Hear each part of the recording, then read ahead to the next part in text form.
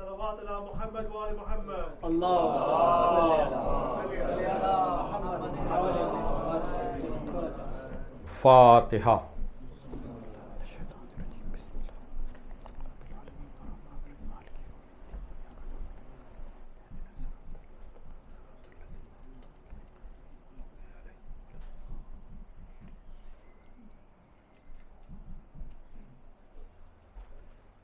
صلوات علی محمد و آل محمد. اللهم صل على محمد وآل محمد. اعوذ باللہ من الشیطان اللعین الرجیم. بسم اللہ الرحمن الرحیم.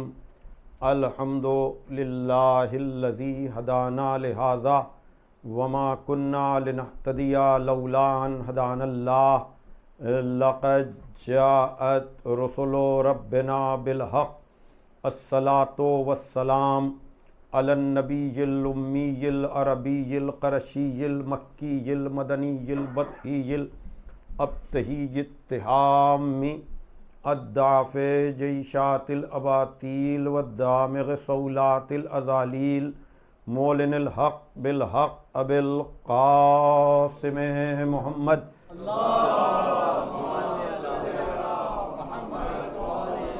وآلہ الطیبین الطاہرین المعصومین المظلومین الذین اذھب اللہ عنہم الرجس وطہرہم تطہیرا.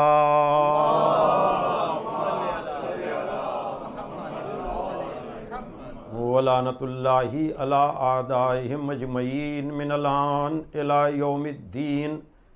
اما بعد فقد قال علی علیہ السلام ان امرنا صعب مستصعب لا يحملہ الا عبد مومن امتحن اللہ قلبہ للایمان ولا یہی حدیثنا الا صدور الامین واحلام الرزین.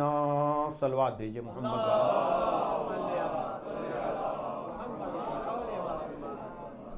بزرگان محترم و دوستان عزیز، آپ حضرات کی خدمت میں اس مقام پر منعقد ہونے والی یہ سالانہ مجلس عزا جو سرکار سید الشہداء امام حسین اور ان کے ساتھ شہید ہونے والے اور اس کے بعد اسیر ہونے والوں کی یاد میں منعقد کی جاتی ہے. اس سال میں نے جن مقدس مبارک اور ناقابل فراموش الفاظ کو گفتگو کا ذریعہ بنایا ہے وہ الفاظ نہج البلاغہ کی زینت ہیں. مسلسل میں تبرکاً اور تیمناً اپنی گفتگو کا آغاز علی الاکثر خطیب منبر سلونی غالب علی کل غالب مطلوب کل طالب حضرت علی ابن ابی طالب علیہ الصلاۃ والسلام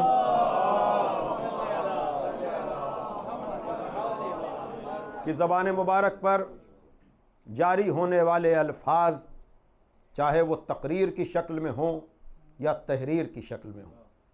اس لیے کہ جاننے والے جانتے ہیں کہ نہج البلاغہ مولائے کائنات کی تقریروں اور تحریروں کا وہ مجموعہ ہے جسے سید رضی علیہ الرحمہ نے 400 ہجری کے قریب جمع کیا اور اس مجموعے کا نام نہج البلاغہ رکھا.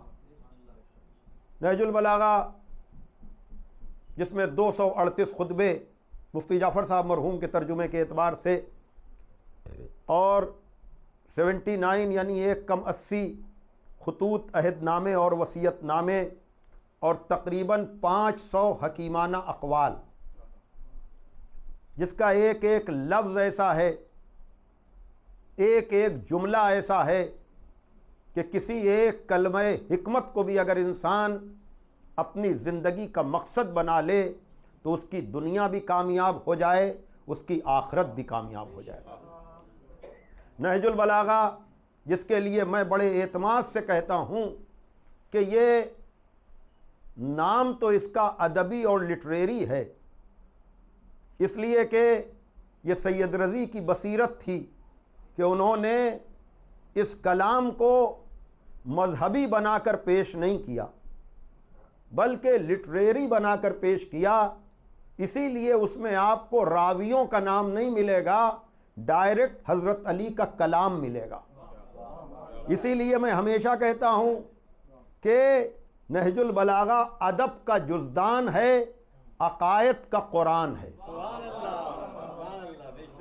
کوئی ایسا موضوع نہیں ہے جو آپ کو نہج البلاغہ میں نہ ملے، چاہے وہ اصول دین کی بات ہو یا فروع دین کی بات ہو، اصلاح معاشرہ کی بات ہو، عدالت اجتماعی کی بات ہو، حقوق میں خدا کے حق کی بات ہو، رسول کے حق کی بات ہو، آل رسول کے حق کی بات ہو، چاہے دوسری مخلوق کے حقوق کی بات ہو، لیکن ہر موضوع پر مختصر سے جملے میں خطیب منبر سلونی نے سمندر کو سمیٹا ہے۔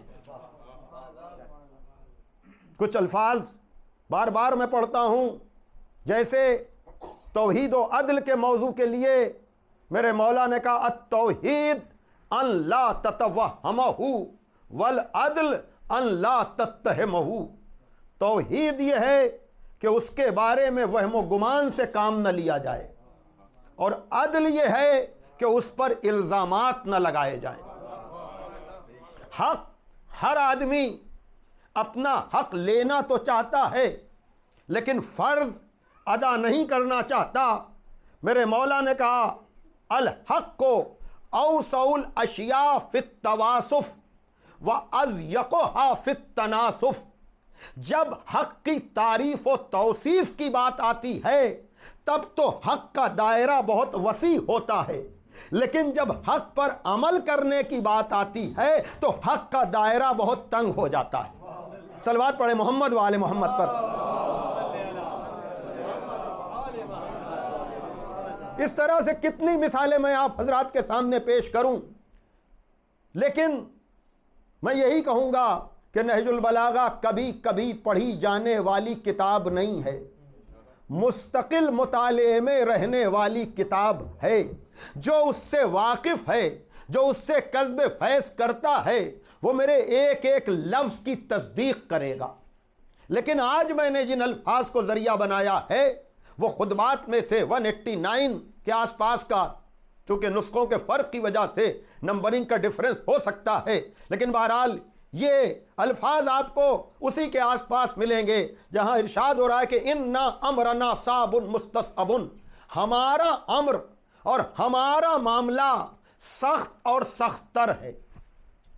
لا يحملہ الا عبد مومن، اسے برداشت نہیں کر سکتا، اسے قبول نہیں کر سکتا سوائے اس مومن کے جس کے قلب کا امتحان پروردگار عالم لے چکا ہو۔ اور ہماری باتیں، ہماری حدیثیں ٹھہرتی ہی نہیں ہیں سوائے امانت دار سینوں کے اور مضبوط عقلوں کے۔ صلوات بھیجے محمد، ماشاء اللہ۔ ایک اور صلوات پڑھ دیں آپ ذرا محمد والے محمد پر۔ یعنی ان کے امور کے لیے وہ چیزیں جو آپ کے لیے بہت آسان ہیں وہ بہتوں کے لیے بہت مشکل ہیں۔ ایک صلوات بھیج دیجئے، اور شروع ہی میں آپ حضرات زحمت تو ہوگی، لیکن اس سے پہلے کہ بعد میں جو ہے زحمت دی جائے آپ کو، میرے خیال سے جگہ بناتے ہوئے آپ حضرات آگے تشریف لے آئیے، آ جائیے، آپ تشریف لائیے۔ صلوات بھیجیے محمد والے محمد پر۔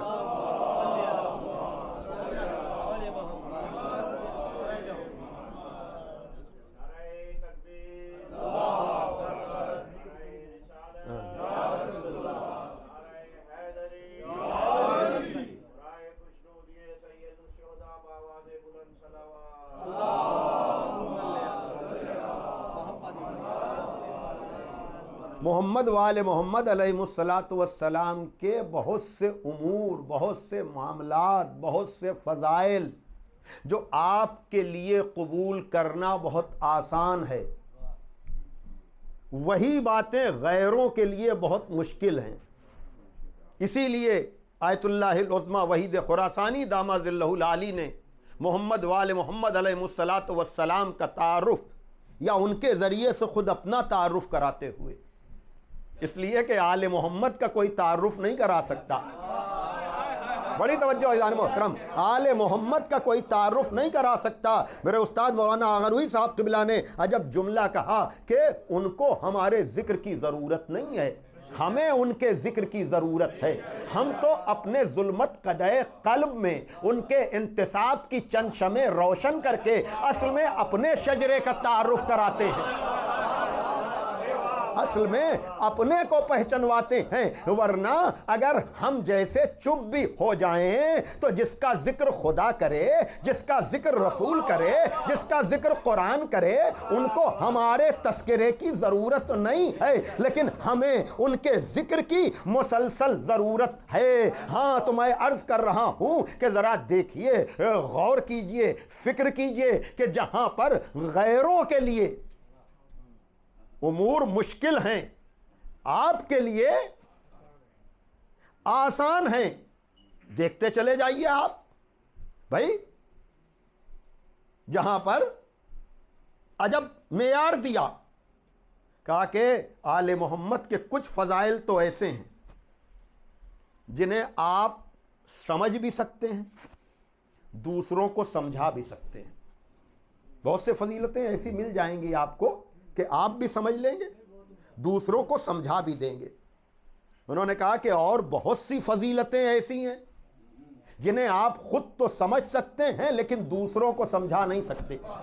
خود اپنے اپنے اعتبار سے جس کا جیسا علم ہے، جس کی جتنی معرفت ہے، وہ محسوس تو کرتا ہے لیکن اس کو ایکسپلین نہیں کر پاتا کہ میں اب تک کیسے پہنچاؤں۔ لیکن فیصلہ کن جملہ جو آیت اللہ نے کہا کہ اور بہت سے فضائل آل محمد کے ایسے ہیں جنہیں نہ سمجھا جا سکتا ہے نہ سمجھایا جا سکتا ہے۔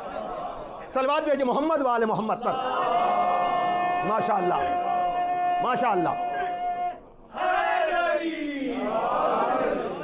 آپ فضائل سننے کے لیے تیار ہیں، آمادہ ہیں، اور یہی تو مولا کائنات نے جب شام کے حاکم نے ادھر سے کہا تھا کہ ہم دونوں کا خاندان ایک ہے، قوم و قبیلہ ایک ہے، تو مولا کائنات نے کہا اگر اسے مان بھی لیا جائے تو کہاں ہم کہاں تو۔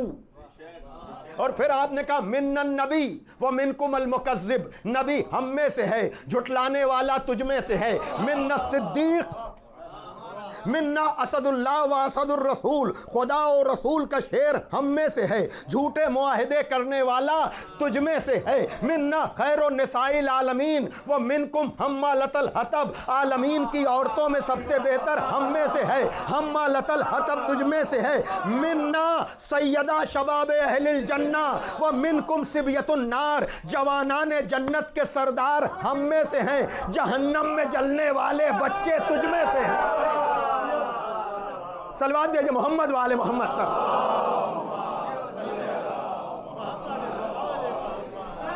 ماشاءاللہ،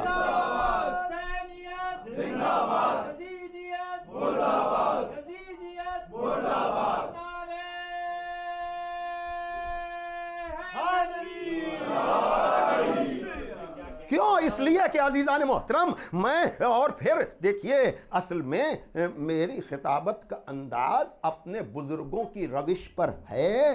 ہم زیادہ تر مشہور و معروف اور لوگوں کے قبول شدہ، توجہ فرمائیے گا، یعنی کتابوں میں سب کچھ ہے لیکن اتنی تمیز بھی تو ہونا چاہیے۔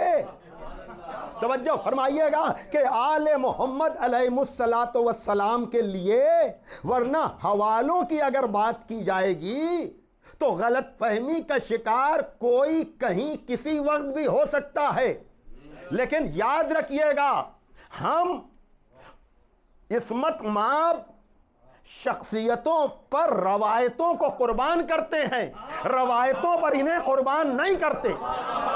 بھائی صلوات بھیجے محمد والے محمد پر۔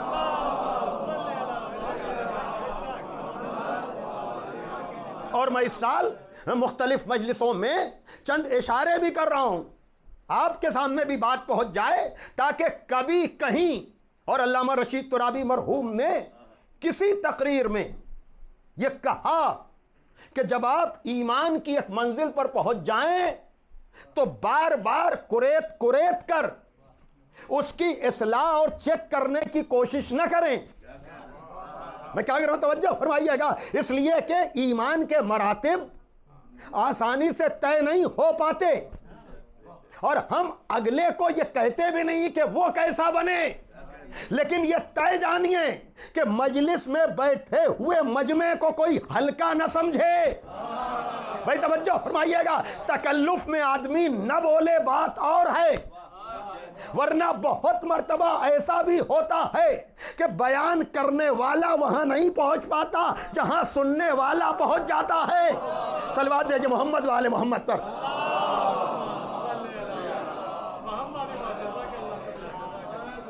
بھائی دیکھیے، میں وہی اب یہ بار بار میں کہہ رہا ہوں، خاص کر گھروں کی مجلسوں میں مجھے یہ لفظ استعمال کرنا پڑتا ہے کہ یہ آخری کال ہے آگے بڑھنے کی، اس کے بعد گنجائش نہیں رہے گی۔ جعفر بھائی سمیت سب لوگ آگے آ جائیں، نعرہ صلوات پڑھ کر کے امام قائم کے نام پر کھڑے ہو جائیے اور پھر آگے آ جائیے۔ آئیے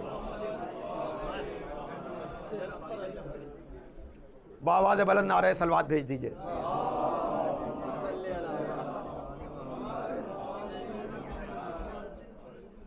بس اب میں وہ اکبر رسول اللہ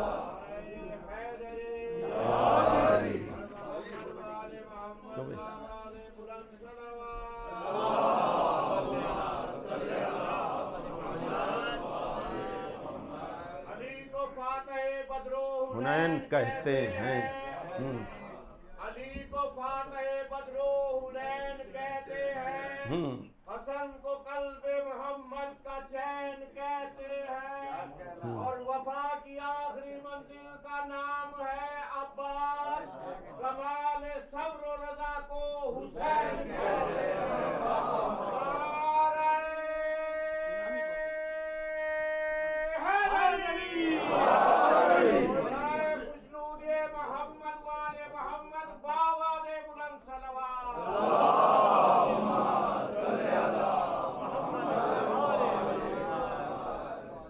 ایک اور صلوات آپ ارشاد فرما دیجیے۔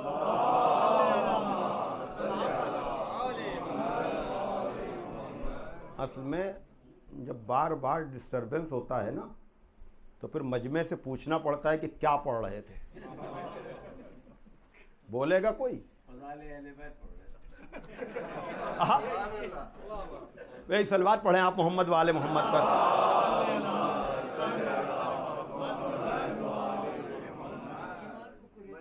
ہاں یہ دیکھیے، یہ جو ہے وہ کہ معاملہ یہ ہے کہ مجلس کے مجمع کو، نیچے بیٹھے ہوئوں کو یہ نہیں سمجھنا چاہیے کہ ہم بڑے ہیں، اس لیے کہ غرور آیا اور چکنا چور ہوا۔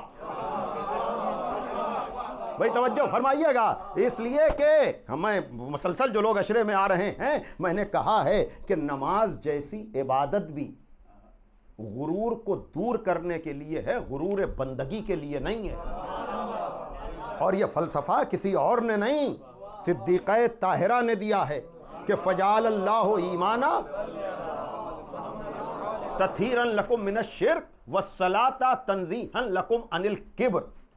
ایمان اس لیے قرار دیا گیا تاکہ تم شرک کی نجاست سے پاک ہو سکو۔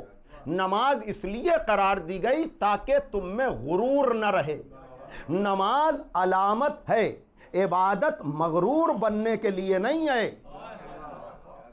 دل نامحرم فردا خدا کی مار ہو تجھ پر، دل نامحرم فردا خدا کی مار ہو تجھ پر، ابھی سے نشے حسن عمل میں چور ہو جانا، ابھی سے نشے حسن عمل میں علی کا بندہ ہو کر بندگی کی آبرو رکھ لی، یگانہ کے لیے کیا دور تھا منصور ہو جانا۔ بھائی صلوات پڑھے محمد و آل محمد پر۔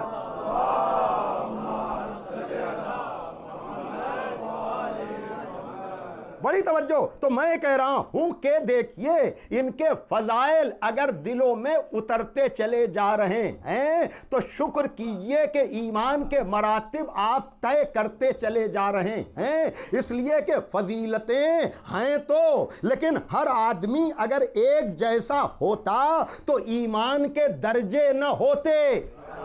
بڑی توجہ جان محترم، ایمان کے درجے نہ ہوتے۔ ایمان کے درجوں کا ہونا بتا رہا ہے کہ کوئی پہلی منزل کوئی دوسری منزل اور 10ویں سے آگے کوئی بڑھ نہ پایا۔ بڑی توجہ، یعنی آخری منزل ہیں سلمان و منا اہل البیت ہیں، جس سے یہ بھی پتا چلا کہ یہاں رشتہ داری نہیں دیکھی جاتی، یہاں وفاداری دیکھی جاتی ہے، یعنی اپنائیت۔ ماشاءاللہ، یعنی اپنائیت اور غیریت کا معیار یہاں رشتہ داری نہیں ہے، یہاں وفاداری ہے، وفاداری۔ اور یہ معیار اسی در سے ملا ہے کہ اگر نسبی رشتہ دار بھی ہو تو تبت یدا ابی لہب ہے، اور فارس کا رہنے والا بھی ہو تو سلمان و منا اہل البیت ہے۔ بھائی صلوات بھیجئے محمد و آل محمد پر۔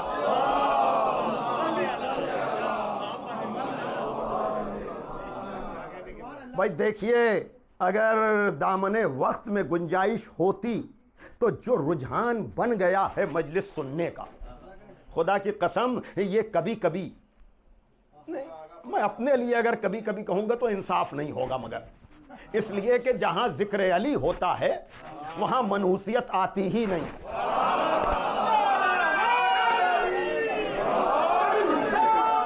ناشکرہ پناہ ہوگا، اس لیے کہ علامہ طالب جوہری صاحب مرحوم جو میرے شیخ الاجازہ بھی ہیں، نقل روایت کے لیے انہوں نے مجلس پڑھتے پڑھتے کہا کہ بھائی جس کو بھی اپنی مجلسوں کو منحوسیت سے بچانا ہے اسے ذکر علی کرنا پڑے گا۔ بھائی توجہ فرمائیے۔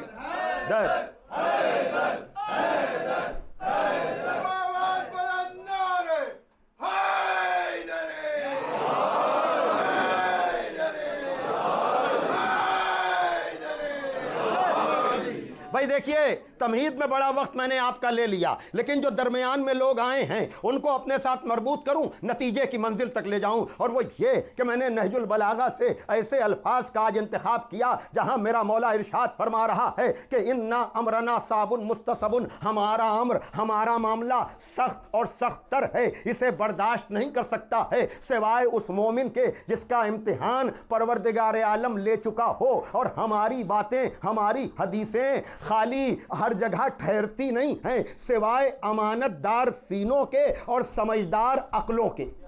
یہ میری اب اس کے بعد جو بھی میں نے کہا وہ سب تمہید کی باتیں تھیں، کون بیچ میں آیا، کون شروع سے تھا، میں ان سب کو اپنے ساتھ شریک کر کے یہ کہہ رہا ہوں کہ مسئلہ ان کے فضائل کا ہے ہی ایسا کہ نبی بھی یہ کہتے ہوئے نظر آتے ہیں کہ یا علی میں تمہاری فضیلتیں کھل کر بیان کرتا، لیکن مجھے خوف یہ ہے کہ تمہیں بھی لوگ وہی نہ سمجھنے لگیں جو نصارہ۔ بڑی توجہ، اور جو کہہ رہا ہوں ایک ایک لفظ کا ذمہ دار ہوں، اور پھر میں جو کہہ رہا تھا میں کوئی نئی بات نہیں کہہ رہا ہوں، اس لیے کہ نئی باتیں عرض کرنے کی ضرورت ہی نہیں ہے۔ بھائی جو باتیں محفوظ پہلے سے ہیں وہی اتنی ہیں، اور خطیب کا کام جدت پیدا کرنا نہیں ہوتا۔ بڑی توجہ، خطیب کا کام معلوم باتوں کو مرتب کر کے نتیجہ دینے کا ہوتا ہے، یعنی جو باتیں قبول شدہ ہوں۔ بڑی توجہ اعزان محترم، تو نبی نے کیا کہا کہ میں کھل کے تمہارے فضائل اس لیے نہیں بیان کر رہا ہوں کہ تمہارے بارے میں لوگوں کو وہی گمان ہو سکتا ہے میں کہنا کیا چاہ رہا ہوں، اور مولا علی نے بھی کہا جب یزید کا دادا حکومت کی پیشکش لے کر آیا تو اس وقت میرے مولا نے بھی کہا تھا کہ ایھا الناس شقوا امواج الفتن بسفن النجات، اے لوگوں فتنوں کی موجوں کو نجات کے سفینوں سے شک کر دو، وارجو عن طریق المنافرہ، منافرت کے راستوں کو ترک کر دو، ووضعوا تیجان المفاخرہ، غرور و تکبر کے تاجوں کو سروں سے اتار کر پھینک دو۔ اگر میں کچھ کہتا ہوں تو تم یہ کہتے ہو کہ علی ملک کے لالچی ہیں، اور اگر میں چپ ہو جاتا ہوں تو تم یہ کہتے ہو کہ علی موت سے ڈر گئے۔ خدا کی قسم ابو طالب کے بیٹے علی کو ڈرنے کی کیا ضرورت ہے، اس لیے کہ تم نے تو اس کے چھوٹے مارکے بھی دیکھے ہیں، بڑے مارکے بھی دیکھے ہیں، اور اگر تم یہ سمجھنا چاہتے ہو کہ میں چپ کیوں ہوں تو یاد رکھنا کہ میں فلن دمشتو علی مکنون علم لو بہتو بہی لاستربتم استراب العرشیہ فی طویل بعیدہ، 5واں خطبہ نہج البلاغہ کا، میں نے عربی نہیں پڑھی، اسی جملے کا ترجمہ کر کے کہ میں ایسے راز ہائے سربستہ سے واقف ہوں کہ اگر اس کا اظہار تم پہ کر دوں تو تم اس طرح سے کانپنے لگو گے جیسے گہرے کنووں میں پڑی ہوئی ڈولوں کی رسیاں کانپتی ہیں۔ نہیں، میں نتیجہ دینا چاہ رہا ہوں، یعنی علی کے فضائل نبی نے کھل کر بیان نہیں کیے۔ مولا کہہ رہے ہیں میں چپ ہوں اس لیے کہ تم کانپو گے۔ میں کہوں گا پروردگار یہ تیرا بندہ ہے کیا؟ تیرا بھیجا ہوا نبی کہتا ہے کہ میں نے اس کے فضائل کھل کر بیان نہیں کیے، وہ خود کہتا ہے کہ میں بیان کروں گا تو تم کانپو گے۔ بھائی جب بیان نہ کرنے پر یہ عالم ہے کہ نصیری خدا مانے لے رہے ہیں تو اگر کھل کر بیان ہو جاتے۔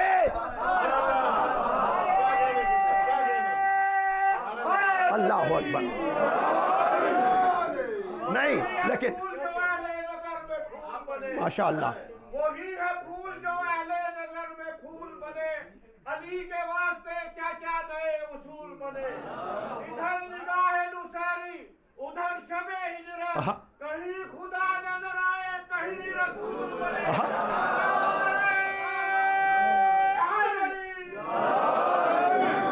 بھائی ایسی مجلسوں کے لیے علامہ طالب جوہری صاحب مرحوم نے کہا ہے یہ مجلس کے اندر جو مجلس ہوتی ہے اسے روکا نہیں جا سکتا۔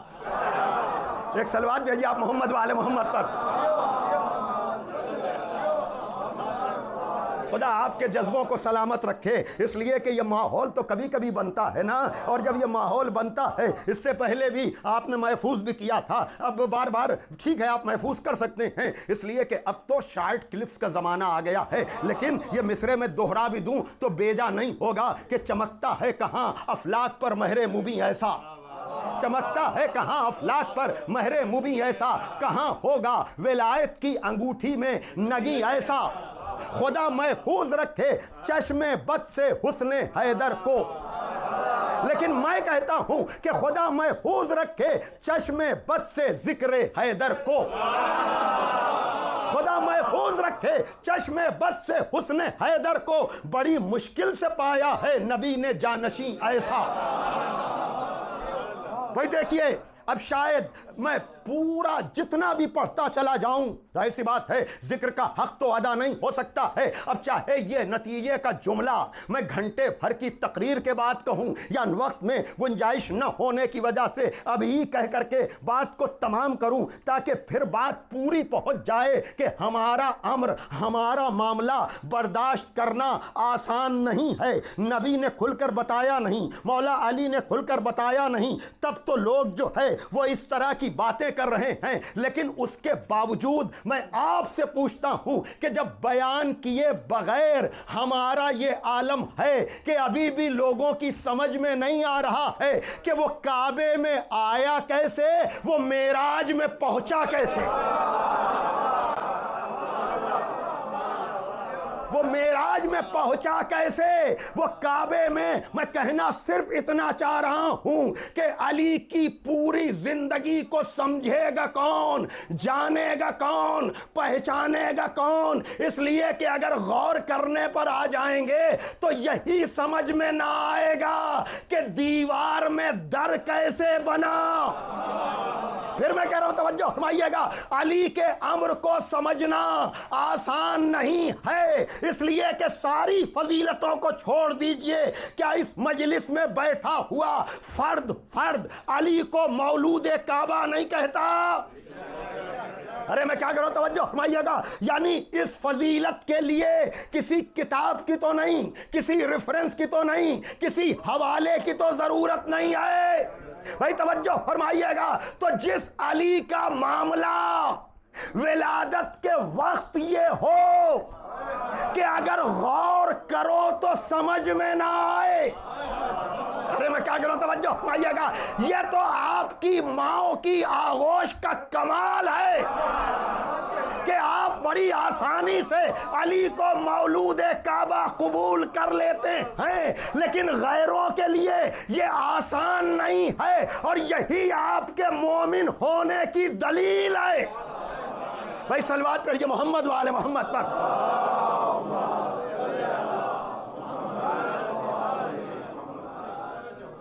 قبول شدہ تو ہے، لیکن کبھی تنہائی میں بیٹھ کر سوچئے کہ کس طرح سے فاطمہ بنت اسد گئیں، کس طرح سے دیوار میں در بنا، کس طرح سے داخل ہوئیں، کس طرح سے دیوار جڑی، کس طرح سے دوبارہ پھر شق ہوئی۔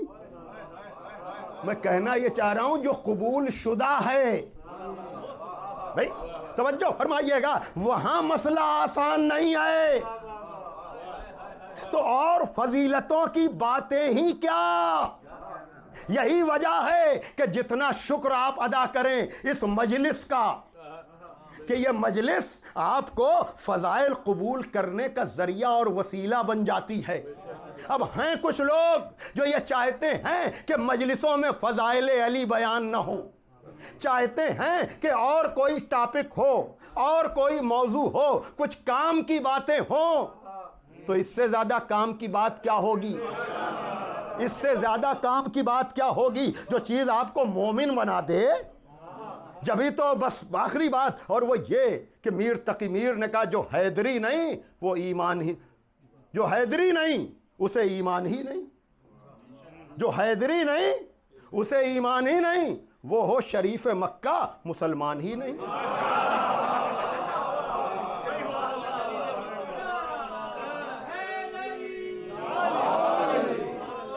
جو حیدری نہیں اسے ایمان ہی نہیں، جو ہو شریف، وہ ہو شریف مکہ مسلمان ہی نہیں۔ یہاں مسئلہ علی کا کوئی سمجھے کیسے، جانے کیسے، اس لیے کہ جو باتیں بیان ہوئی ہیں انہی میں آدمی کیسے فیصلہ کرے،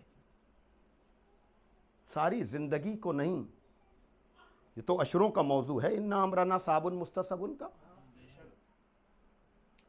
لیکن ایک بات خالی قبول شدہ باتیں کہ جب خندق میں جانے لگے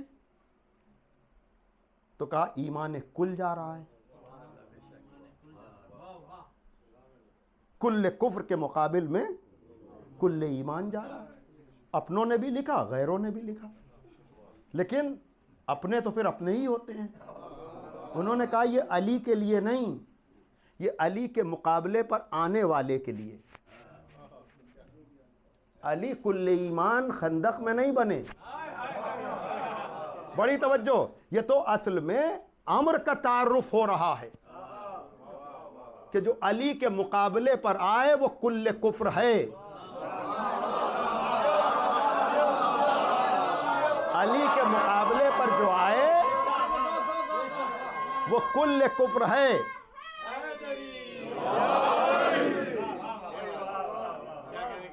کہیں بھی آئے، کسی صنف کا آئے، مردوں میں سے آئے، بھائی میں خود اپنے کو اب روک رہا ہوں اس لیے کہ یہ مجمع میں سمجھ رہا ہوں اگر اگلی مجلس بھی ہے اور مجمع بھی کئی مجلسوں میں شریک ہو کر کے آ رہا ہے، لیکن آپ بیدار ہیں، آمادہ ہیں، تیار ہیں جاتے وقت، اس لیے کہ دیکھیے سورہ والعصر ہے چھوٹا سا سورہ، لیکن اس نے پورا نظام دے دیا نا. قسم ہے زمانے کی کہ انسان خسارے میں ہے سوائے ان کے جو صاحبان ایمان ہیں اور نیک عمل کرنے والے. یہی ہے نا خلاصہ بندگی، خلاصہ زندگی. تو اب نبی نے خندق میں دونوں فیصلے کر دیے. میں ایمان کے مراتب کی بات کر رہا تھا نا. جاتے وقت کہا کل ایمان جا رہا ہے، بڑی توجہ. اور جب ضرب لگا کر آئے تو کہا علی کی ایک ضربت ثقلین کی عبادت سے افضل. ایک ضربت، ساری ضربتیں نہیں. تو جس کی ایک ضربت ثقلین کی عبادت سے افضل ہو، ثقلین کا مطلب جن و انس کی عبادت، تو جس کی ایک ضربت کا یہ عالم ہو اس کی ساری ضربتیں. اور ضربت کا تعلق جہاد سے، تو جس کا جزو جہاد ثقلین کی عبادت سے افضل ہو، اس کا حج کیا ہوگا، اس کا روزہ کیا ہوگا، اس کی نماز کیا ہوگی، اس کا سجدہ کیا ہوگا. بھائی توجہ. اور پھر نبی نے آپ ہی پر چھوڑ دیا کہ افضل ہے افضل. اب افضل یہ بھی کہا جس کی جتنی معرفت ہے وہ اتنا افضل سمجھے. ماشاءاللہ ماشاءاللہ.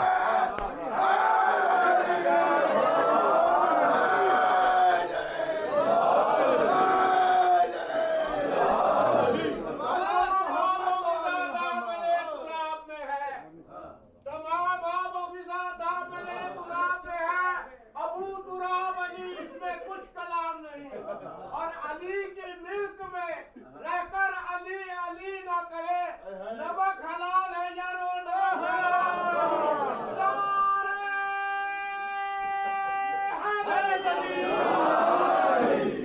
اچھا ان کے امر کو کون سمجھے گا؟ مجھے آپ بتائیں کہ کسی بھی مشن کو کامیاب بنانے میں سن و سال کے اعتبار سے کتنے سن اور ایج والوں کی ضرورت ہوتی ہے؟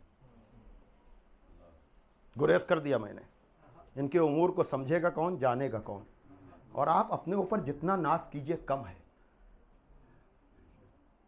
علی تو امام ہیں، مولود کعبہ ہیں، لیکن آپ مجھے بتائیں کیا بڑے اعتماد کے ساتھ آپ یہ نہیں کہتے کہ علی اصغر مارکہ کربلا کے وہ مجاہد ہیں کہ اگر وہ نہ ہوتے تو کربلا مکمل نہ ہوتی. اچھا ان معاملوں کو آپ کے علاوہ مانے گا کون، سمجھے گا کون، جانے گا کون؟ اسی لیے مظلوم کا ساتھ دیجئے لیکن کسی مظلوم کو کربلا والا نہ بتائیے.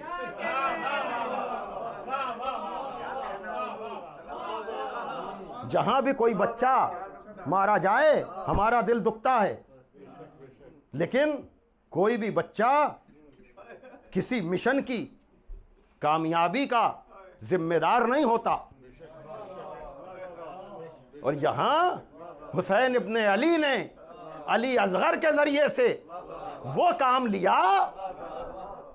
بھئی توجہ فرمائیے گا، اس لیے کہ بڑے گئے ہیں سب، انہوں نے اپنا کام کیا ہے، لیکن حسین نے ششماہے سے جو کام لیا ہے، جو کام، پھر میں کہہ رہا ہوں اِنَّ أَمْرَنَا صَعْبٌ مُسْتَصَبٌ کی منزل کو سمجھیے اور اپنے مقدر پر ناز کیجئے کہ غیروں کے لیے یہ باتیں بالکل اجنبی ہیں، لیکن آپ کے دل و دماغ میں اتری ہوئی ہیں کہ 6 مہینے کا بچہ فاتح کربلا ہے.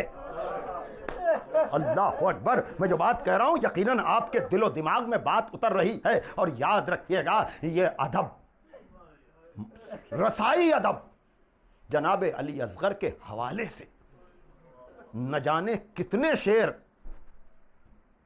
اس اعتماد کے ساتھ کہے جاتے ہیں، سنے جاتے ہیں، پڑھے جاتے ہیں کہ علی اصغر نے کربلا کی جنگ کو جیت لیا، تلوار چلا کر نہیں، تبسم کے ساتھ۔ بھئی یہ باتیں تو آپ کے لیے اجنبی نہیں ہے نا، اس لیے کہ حسین ابن علی نے یہی جملے کہے، میرے لال اپنی حجت تمام کر دو۔ تو جس علی کا پوتا 6 مہینے کے سن میں حجت تمام کرنے کی منزل پر آ جائے، جزاکم ربکم۔ اور پھر الرضیع الزامی کتاب کا نام ہے، مولانا وسیع محمد صاحب قبلہ مرحوم نے جب شہادت علی اصغر کا شاخسانہ کہیں سے ہوا تھا، یہ کہہ کر کہ لوگ کہتے ہیں کہ پانی مانگا، حالانکہ تاریخ کا بیان ہے کہ یہ بھی نہیں تھا، تو ہم اتنے حساس ہیں کہ علی اصغر جیسے مجاہد کی شہادت پر جب شبہ وارد کیا گیا تو حوالوں کے انبار لگا دیے گئے، اور یہ بتایا گیا کہ علی اصغر کا تبسم یقیناً عزیزو پپڑائے ہوئے ہونٹوں پر، سوکھی ہوئی زبان، لیکن جو کام تیروں نے نہیں کیا، جو کام تلواروں نے نہیں کیا، وہ کام تبسم علی اصغر نے کیا۔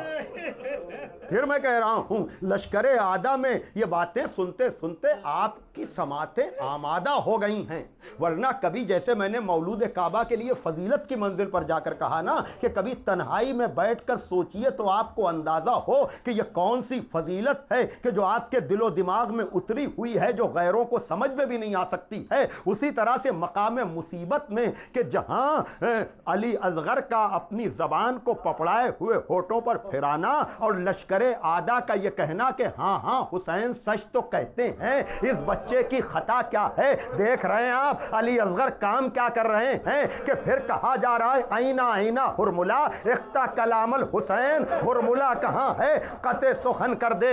آپ رونے کے لیے آمادہ ہو گئے، تیار ہو گئے۔ ممکن ہے کسی کے ذہن میں آ رہا ہو یہ علی اصغر کا ذکر کیوں؟ اس لیے کہ مرثیوں میں، سوز میں تو سکینہ کا ذکر ہو رہا ہے۔ ہاں مجھے کہنا ہی یہ ہے، ہاں آزادارو، کہ رباب کے 2 بچے ہیں، ایک علی اصغر ہے، ایک سکینہ ہے۔ علی اصغر نہ ہو تو کربلا مکمل نہ ہو، سکینہ نہ ہو تو شام مکمل نہ ہو۔ جزاکم ربکم۔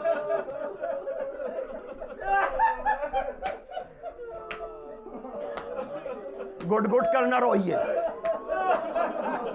میرے پڑھنے کا انتظار نہ کیجئے، اپنے کو چشم تصور میں کربلا پہنچائیے، کبھی شام پہنچائیے، کبھی علی اصغر کو روئیے۔ یہ چھوٹے چھوٹے بچے، اللہ اکبر۔ ہاں آزادارو، کبھی سکینہ کا ماتم کیجئے، اس لیے کہ رباب کی گود بھی اجڑی ہے، رباب کی مانگ بھی اجڑی ہے۔ ہاں آزادارو دیکھیے، مجھے کہنے کا حق ہے، میں یہ بار بار کہتا ہوں کہ جناب رباب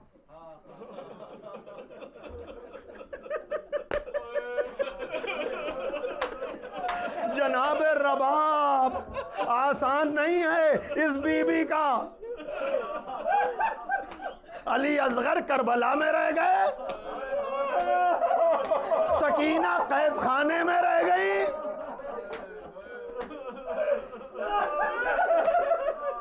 کیا خیال ہے آپ کا؟ شہادت سکینہ کے وقت جناب رباب کا نام نہیں آتا۔